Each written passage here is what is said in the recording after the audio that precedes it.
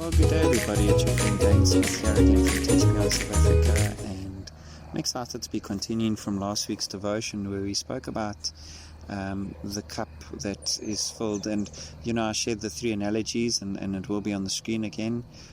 Where's your cup? Is your cup quarter full? Is your cup almost completely full? Or is your cup half full? And what are you doing to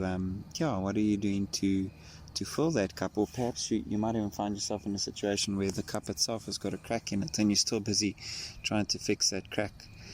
So last week I spoke about being content, and we spoke about how can we fill that cup.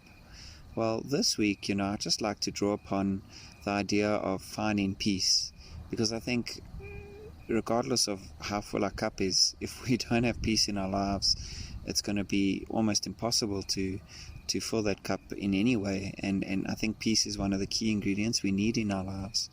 So as I mentioned that word peace, where do you find peace? Perhaps it's going away on holiday to a dam or a lake or a river, or perhaps it's out in the bush where you get to be with animals, or I know for some people it's hunting, strangely enough. Perhaps it's riding your bicycle, perhaps it's in your backyard, perhaps it's in your bedroom.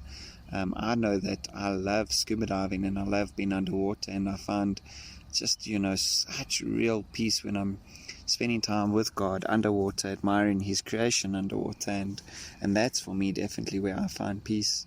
But Paul in Philippians 4 verse 7 mentions the idea of finding peace that transcends all understanding, and that for me is quite an interesting verse, because what does that look like? Does that mean regardless of whatever situation we find ourselves in, that God can give us peace? And I think to a large extent that's probably exactly what he's saying, that regardless of how difficult things are, God is able to give you this peace that transcends all understanding.